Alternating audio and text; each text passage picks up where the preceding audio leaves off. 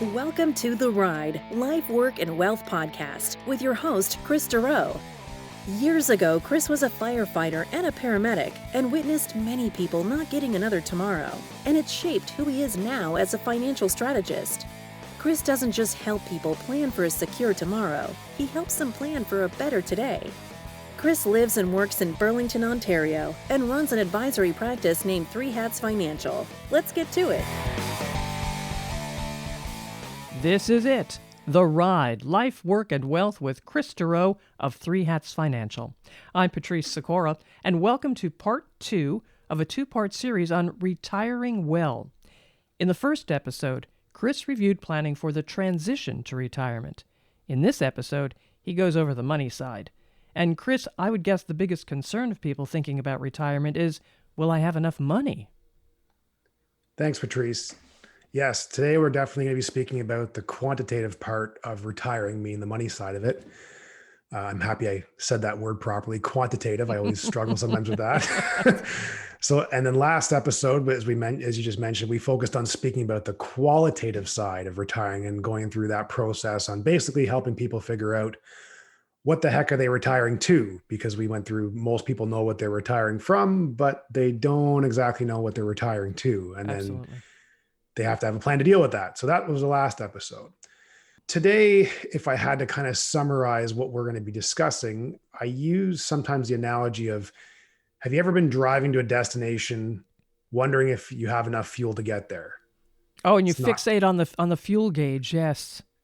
Yeah, and I probably have this happen to me more so than most people, because Tina does not like to fill up the car. So I'm very used to this feeling. Especially when I'm in a rush with the yellow fuel light on. But anyways, because I'm probably a little desensitized to it, but for most people, it's a very unsettling feeling for the driver, or can even be the passenger. The passenger may probably even more because they have less control. But that same emotion, discomfort, and distress underlies a retiree's fear of running out of money one day while in retirement. So today I want to go through some tips to help pre-retirees figure out that question that everyone asks as they start getting close to retirement: how much do I need? So where do you start? Yeah. So we'll go through 3 different areas today. We're going to start with, how do you know how much money you need and figure out your cash flow? We're going to talk about debt and retirement, since that is an area that is increasing. There's all kinds of stats and stuff on that, and it's something that needs to be addressed. And then we're going to just talk about how you take money from your portfolio as well in retirement. And that might be a little bit more in depth than people think. So let's start out with what someone's cash flow may look like in retirement and how they can get an idea, just simply how much they need. First, they need to work through what we call as like a retirement expense shift worksheet. Big fancy name kind of, but basically what that is it's just a sheet of expenses, and it has 4 columns at the top. So it's going to take all your expenses, and like your housing costs, transportation costs, lifestyle costs, all that stuff. But it puts 4 columns at the top that says goes away, goes up, goes down, or a new expense. That's just simply check marks. And what that is for the pre-retiree to go through this worksheet and discuss with their spouse. Okay, you're not putting dollar values here at all. There's no dollar values in this sheet. It's just simply check marks. What do you think out of our expenses will be going away or increasing? So things like maybe a 407 ETR bill will go away for traveling because you're not driving as much. Maybe your hobby expenses goes up. What goes down? Is there going to be a new expense in retirement? It's just getting an idea first of what expenses will even be there or not be there before you actually get into the dollar value amounts. Now, where can they go to get one of these worksheets? So if you want an idea of what this looks like, as always, many resources from our podcast, you can go to our website at threehatsfinancial.ca. And at the top of the website, you'll see things like blog, podcast, and you'll see the resource tab, and just hit the resource tab and you'll be able to see what that sheet looks like, and you can even print it off from there. Okay. So what's the next step? So now we've done that. We've identified what expenses will even be there, or if they're going to go up or go down. Now, with that sitting beside you, you're now going to go through what your expenses will actually be. To do that, you're going to have to fill out a cash flow sheet. So once again, if you need one of these, we've mentioned in previous episodes, just go again to the resource section. You'll see one of our cash flow sheets that you can print off and use. So you're going to start by going through your expenses and putting down conservative amounts for these monthly expenses. So what I mean by that is, say you have a cell phone bill that fluctuates between 80, $100 a month. Well, use the $100 figure for your expense. Don't use the lower end of that. It just gives you that buffer. Because at the end of the day, when we're doing this for people, we're working through it, you could literally do one of these every month. It's going to be a bit different. We just are trying to get an idea of what that cash flow need looks like. You're going to make sure that you get all of these expenses recorded. If you have trouble trying to figure that out, it's simple nowadays with the online banking and everything else. Just go on your credit card statements online or your banking and just go back. I even like to say go back for 12 months because it's just more accurate, and see what expenses are there. Go through them and put them on the sheet. Now, for things such as utilities or things that fluctuate over 12 months, let's say a heat bill, obviously it's more in the winter than the summer. Go back over the 12 months and add up the total and just simply divide it by 12, or just take the more expensive months and use that as what you're going to use every month, since you know that's giving you a very conservative buffer by putting that in.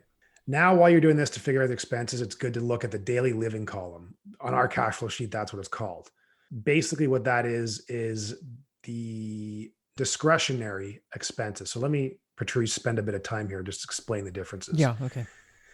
So for expenses, you're going to have two types. You're going to have non-discretionary. Those are things that are coming out no matter what, meaning your mortgage, your property tax, your maintenance, your utilities, your cell phone bill. Those things, they're coming out no matter what happens each month. These are things that you have to pay. They will be there. Yes. Discretionary is the fun stuff, and that's usually what gets people in the most amount of trouble. Those are hobbies, entertainment, clothing, trips, all that type of stuff. Now, actually, this may sound weird to people, but groceries is in there as well too. Yes, you need food to live, but you can easily choose how much you spend on that. So that's why it's also in that column. But it's really important to understand there is the two different types of expenses, because we'll touch on that a little bit more, why it's important to know that. So are the non-discretionary expenses, Kris, basically set? And then the discretionary, because if you're including food in discretionary, as you said, it's up to you on how much you're spending. So discretionary can be up and down, but the non-discretionary, they're pretty much set in stone. Yeah, they're pretty much set in stone except for things like utilities and stuff like that. But yeah, you're right. Discretionary, I always say, is that like fuel in your car is non-discretionary, because if I have a bad day at work, I'm not going to go overfill my gas tank. If I have a bad day at work, I may be stopping at the liquor store or going out for a dinner or doing something with some buddies because I just had a bad day. Well, those are discretionary expenses. And for most people, when we go through the cash flow, if it's out of whack, you see that they're mostly spending too much in the discretionary portion of their cash flow. And that's usually what's kind of causing the issue. A good rule of thumb for people with that is you want your discretionary to be no more than 25% of your net after tax monthly income coming in. That's just a good idea to stick around that. If you do this exercise and you're at 35, 40% of your income going to discretionary, then that's a big issue. And that's usually what tends to get people in trouble. Another expense that I like people to add to the sheet under financial obligations is actually a contribution to a separate bank account or their tax-free savings account. And I'll get into why. But I like this savings amount to be roughly around 10% of their net monthly income. That's pretty considerable, isn't it? 10%? It can be, yes. Okay. But that's for individuals that have no debt, because I'll get into, if you have debt, you're starting to get into being more difficult than putting that amount of money away. But this is for unexpected expenses that are going to come up in retirement. Some retirees that I see, that a lot of them like to have a chunk of cash sitting in their checking accounts because it makes them feel warm and comfortable and secure. And banks like to have that money sitting there because they're not paying you anything on it. But a lot of retirees will sometimes have too much money sitting in there. And my preference is to have that money sitting in a separate account away from the everyday operating account, which is basically your checking account, for a couple of reasons. It earmarks the money for the unexpected expenses, but it just doesn't get blended into that day-to-day activity and just sitting in your account. So even in retirement, people should still be saving or putting money away. And this sometimes throws off some retirees because they think they don't need to do that in retirement. Now, should you put this in an account that is earning something there? Because as you pointed out correctly, banks are not really paying anything on savings accounts. Ideally, you put it in a high interest savings account or something that makes you something. But unfortunately, in this environment, that is becoming much more difficult to do just because the interest rates are rock bottom. Nobody is going to be getting a whole ton of interest on their money in high interest savings accounts. But at the same time, this money can't be like invested in something aggressive because the money needs to be there for unexpected expenses that may be coming up in the next 12 to 18 months. Mm-hmm. You can find some things like for clients last week, I found an online bank that had a intro for 5 months at 2.5% interest. Oh my. And yeah, so banks do that because they want to obviously entice you to sign up with them, new accounts, and then keep your money there. And then they hope after the bonus frizzles out that you're just going to keep your money there. So there is some options. You just have to be creative and active in finding them and moving your money if that's something you want to do to get that higher interest. But the whole point of this is that you need to have some money going away for those unexpected lump sum expenses that will be eventually coming up. Okay, so you put it away and you don't forget about it, but you don't touch it. Yeah, except for once those expenses come up. This is not for like, okay, we want to go out to dinner tonight. We're going to grab from that savings or safety account. Now, let's go back and touch on like if there's debt and mortgages, and that will be more in the second component. But let's just say there is debt in a mortgage or car payment. Obviously, you got to pay that off. So saving 10% of your net income is going to be for some people, is going to be more difficult. And even while there is debt, you still should be having some money go to that separate account. And you may say, well, that doesn't make sense. Like I'm paying debt and there's interest on that. So why would I not just have 100% of my income going towards that? The reason for that is you want to have something saved aside from that, just once again, for those unexpected expenses, because it's not if, it's when they will come up in retirement. And you want to have that pocket of money. You don't want to just keep jumping on a line of credit or credit cards for those unexpected expenses, because that can start to snowball, especially if you all of a sudden start having multiple unexpected expenses come up.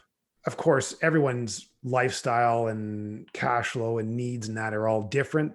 I'm just trying to give as much of a generic picture as I can with this and give people some idea to start thinking about of what they need to do getting close to retirement.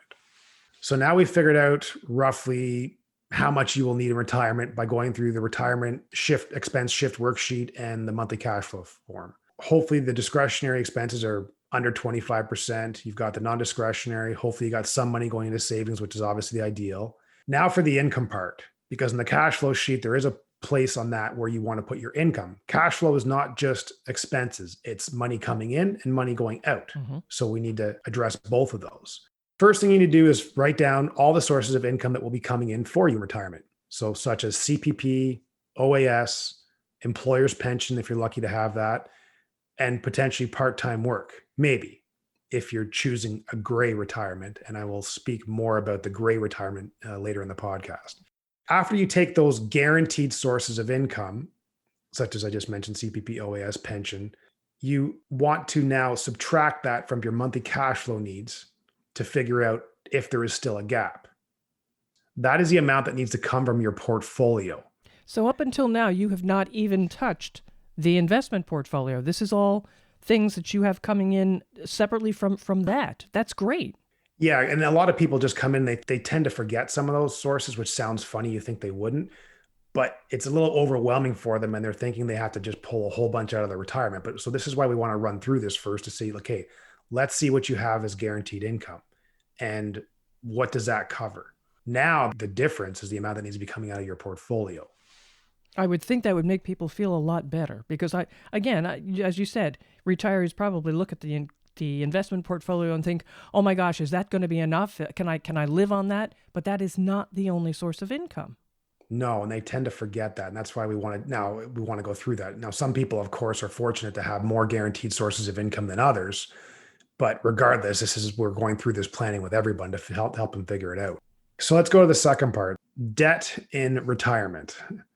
Statistics Canada has said that 1 in 3 retirees hold some form of debt.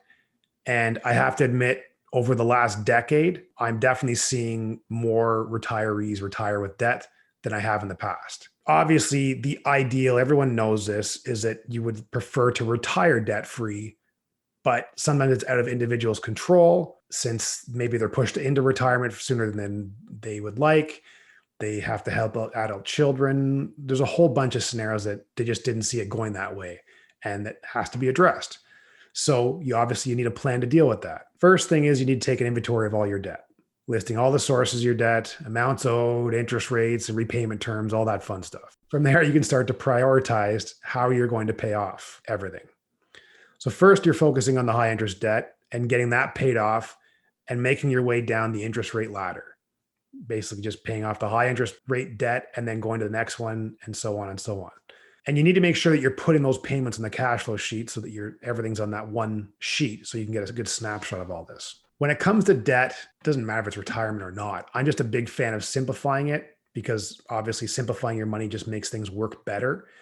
And by doing that with the debt, I mean by putting that on a low interest home equity line of credit, if possible. That's one of the better solutions. So what that does is it decreases the interest you're paying. And by doing that, what does decreasing interest mean? It means you're increasing cash flow overall. And that now allows you to put more against the debt. Banks do this when people come in to renew mortgages. Of course, they're like, yes, let's consolidate and put it into a mortgage, which is great because it's going to be lower monthly payments, less interest. Sounds fantastic. But the problem is, if you don't have a plan to change the behavior, all you're going to do is after your 3-5 year term, you're going to be in the exact same position again. The risk of doing this is that you don't change anything and you just keep racking up now the credit cards that are empty and ending up with more debt, which of course is not what we want to do. Right. So that's changing behavior there, as you just said. Yeah, that's a whole other conversation. In our three hat process, the second hat is money mindset, where we spend a lot of time going through an individual's money mindset because it's so important to figure out how they tick in regards to how they think about money because everybody's is different. Now, getting back to that home equity line of credit, I'm not trying to put a commercial in here for Manulife, but I really do like a home equity type thing that they have, which is called the Manulife One. The reason why I'm bringing up Manulife's name is simply they're the only ones that have this all-in-one type product. So I don't even have a comparison from another company. But we've used these for many of our retirees since it puts in place for them a very simple way to simplify their banking and consolidate their debt, pay less interest, and gives them a place that they have an emergency amount of funds in case they need it right away. Even for clients that don't have debt, we still use a Manulife One since it gives them the option of accessing money right away if needed, or even like if the market is down significantly and you need to make a lump sum purchase it really in the short term, you can use that money and even wait for a portfolio to recover a bit. We just find this really helps people increase their financial flexibility. And that's why I want to mention it, because it's basically like a home equity line of credit that helps people simplify and put all their debts in one and have a lower interest rate. So whether you use that or home equity line of credit is up to you, but some people have never even heard of that other option. So now we've addressed the debt. Let's now talk about how to take money from your portfolio in retirement, which may just sound simple, but there is actually quite a process to it. Now that we know the amount, we need to figure out, okay, how the heck do we take it out? There's many resources that you can see on the internet. If you Google that question, how much do I take from my portfolio in retirement? It's going to say anywhere from 3.5% to 7% per year, with around 5% being the average, which is a relatively decent number since your whole hope in all of this is that like the ideal for retiree is it's paying you out the income you need, but you're never encroaching upon the principal of the portfolio. You're just simply using the interest that you're making off the portfolio, which would be fantastic. So that number can on average be around that 5%. And there's so many different answers to this, but that is the most common. The average is that 5% number. There's way more factors to be involved than just saying, take 5% out of your portfolio, but I'm just trying to give people, once again, an idea. Of course, this is the ideal, but you can't just set and forget it. You're not just going to set an amount to come out and just forget it and never ever look at it again, because obviously that's not going to work. There's way too many variables in retirement to just set a certain amount and forget about it. And this needs to be evaluated annually, taking into consideration your cash flow, the portfolio returns, the inflation, the taxes, all that stuff. Every year we assess our clients' cash flow needs and update we call them retirement income projection plans. I used to call them RIP plans, which actually isn't something I really should be calling it for retirees since it sounds a bit morbid. No, I don't think you should. Yeah. So I try not to, I used to remember on agendas, I'd put RIP plans and they're like, what? We're talking about death today? This is it. And I'm My like, plan is done. I can't do anything more. yeah. So it's retirement income projection plans. So each year we update, and as I mentioned, their cash flow, the portfolio values, current withdrawal rates, and have a discussion as well on if they're going to have any expected large expenses for the year. A lot of them may know what could be coming up and also potential. So we want to have those discussions because obviously it's important to know that, especially if these large expenses are coming up in 12 to 18 months. And then we take all this info and it goes into our software and shows the client exactly where they are so they don't have to stress about running out of fuel. Remember the whole analogy of running out of gas on a trip? We want to make sure that clients never feel that way and have that anxiety of running out of fuel. And during the recent market crash that we just all know that we just went through in March because of COVID, this report that we ran clients through, it gave them a sense of calm. You could actually see their body language change when we were still meeting face to face or even in the Zoom meetings and the tone of their voice, because it was just a very chaotic time at the beginning of this year. And going through this just helped them see, okay, I'm totally fine. Even with the values of how much of they've dropped, I have money till after age 90. We're good. So it was really great to see that the clients could just see that and then just calm down because there was just all that anxiety of the market was just dropping and not stopping and everything else. Now, the portfolio, it's not as simple as you just add a tap to your current portfolio and start dripping out of income. You need a different tool now because it's a different job, meaning that the portfolio structure has to change. You can't just take the portfolio that you've had designed initially to help you accumulate wealth during the last 10, 20, 30 years of your working years. And like, as I mentioned, jam a tap in, turn it off and start dripping out income. Just doesn't work like that. You got to have a retirement income plan. And how we do that is we break the portfolio into 3 different buckets. The first bucket being a year's worth of your cash flow needs in cash. So remember, this isn't all of your income. When I say cash flow needs, this is a shortfall of what you need once you've subtracted all the other guaranteed income sources from your monthly expenses. Okay, right. Whatever that number is per month times by 12, you want to have that in a cash account for the next year to pay you out. And that's bucket 1. Now, some retirees hate to hear that their money is going to be sitting in cash. And we just talked about how the interest rates right now are great. But what I go through with them is that this is a tool. The portfolio is a tool. And now you're asking it to do a different job than what it was just doing while you were working. I spend a bit of time on this mind shift for some individuals because they're like, I want equities and they're talking investments and they want it to still be relatively aggressive. And I'm like, you have to change that mind shift in retirement because the game has changed. Right. Can't play golf with a hockey stick. Although if you watch me golf, you would think I am using a hockey stick. Okay, so now let's get into bucket 2. So bucket 2 is going to be still a conservative type investment. It's going to get you more of a return than the cash bucket, which is bucket 1, but it's still conservative. And it's going to be in something such as a high fixed income or bonds. I'm not getting into the individual specific funds or any advice on that because that's just way too specific. And I'm just trying to give people a general idea of how this works. So it's going to be, once again, something that gives you more of a return than cash. Once again, I don't mean to touch on the interest rates, but this is a very different interest rate environment. So you have to be quite selective on what you put here to still get you some return. Mm-hmm.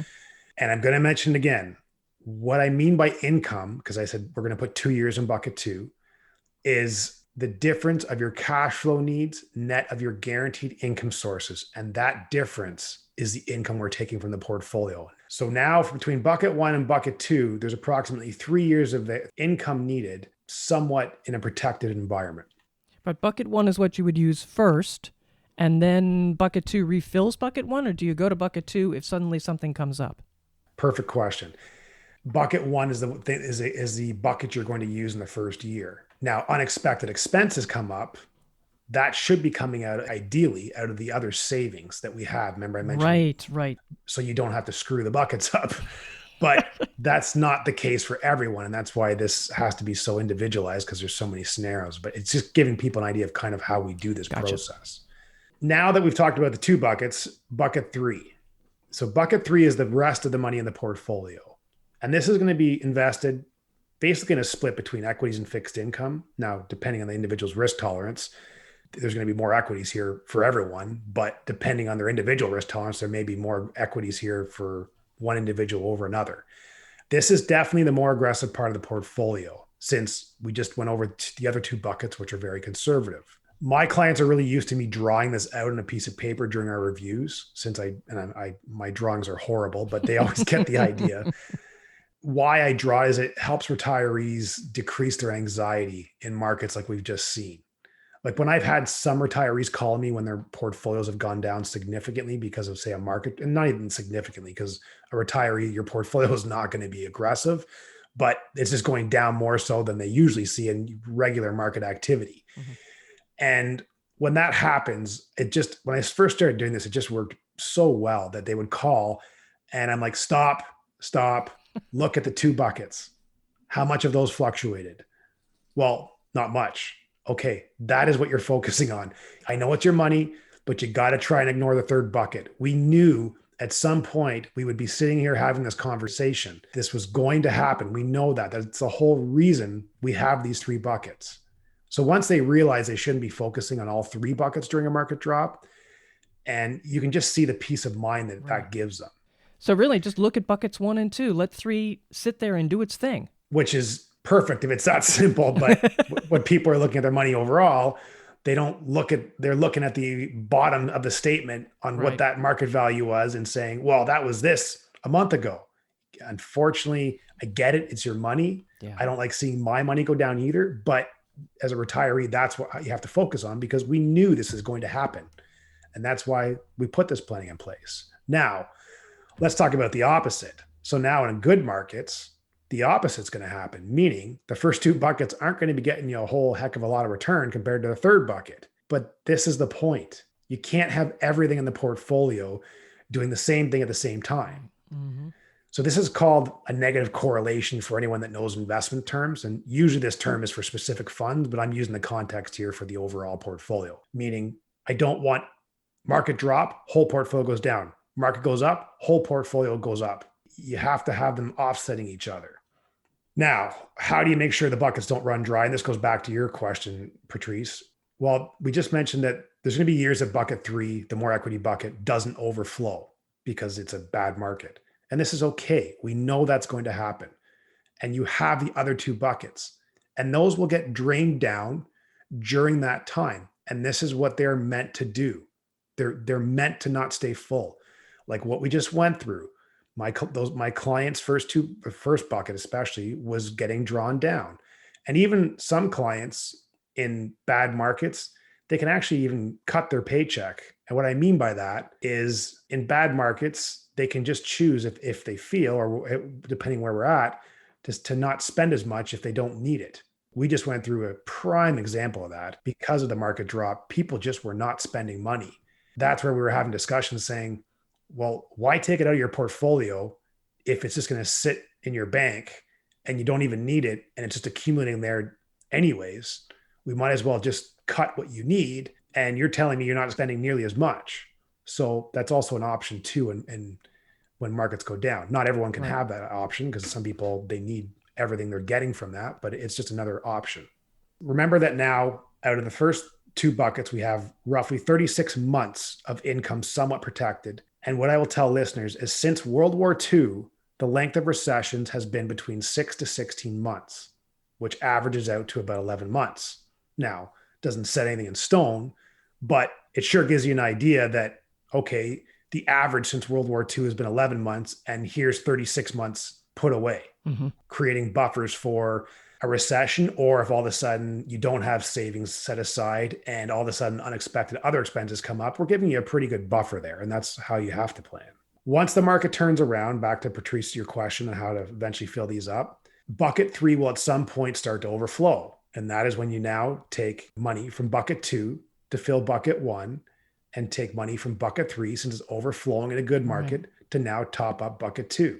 And you're doing that in the good markets. Once again, getting over the mindset though, when things are going well, like the summer of 2019, many of my clients will know that the retirees, that I was calling them and we were filling up those buckets.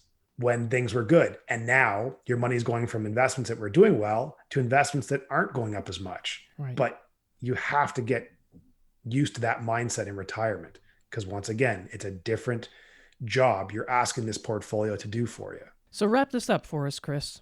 Yeah. So obviously there's a lot more detail to this whole process, but I'm just trying to simplify it for the listeners so they can kind of get the gist of it. Decide if you can comfortably retire. You need to ask yourself two questions. Do you have enough sufficient assets and benefits to create the income you need to provide the lifestyle you want? And can this income story be sustained through your retirement? This is basically what we've covered today, is for you to be able to answer these two important questions if you're thinking of retiring. What I'll mention again was we kind of touched on this in the other podcast was retirement doesn't have to be all or nothing.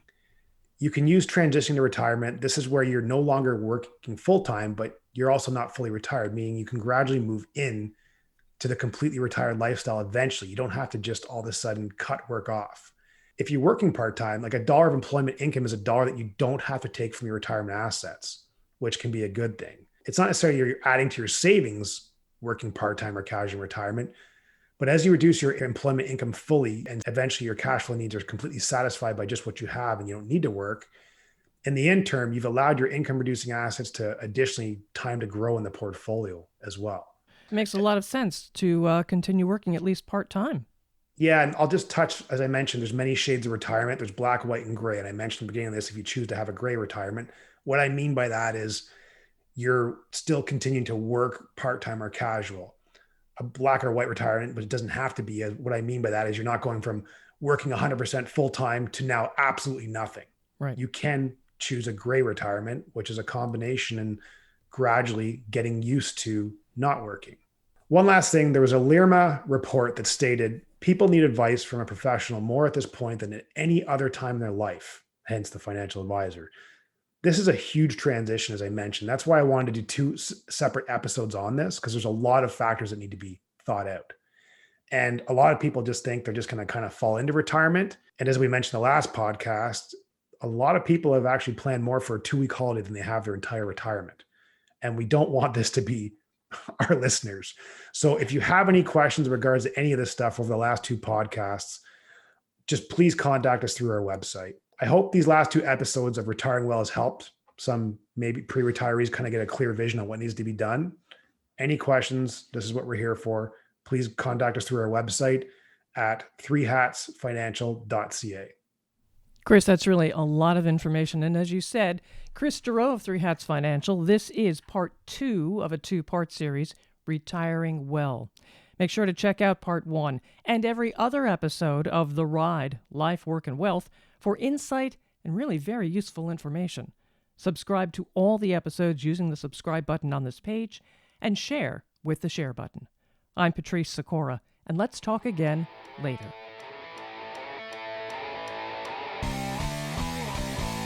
Thank you for listening to The Ride, Life, Work, and Wealth podcast. Click the subscribe button below to be notified when new episodes become available. All comments are of a general nature and should not be relied upon as individual advice. The views and opinions expressed in this commentary may not necessarily reflect those of IPC Investment Corporation. While every attempt is made to ensure accuracy, facts and figures are not guaranteed. The content is not intended to be a substitute for professional investing advice. Always seek the advice of your financial advisor or other qualified financial service provider with any questions you may have regarding your investment planning.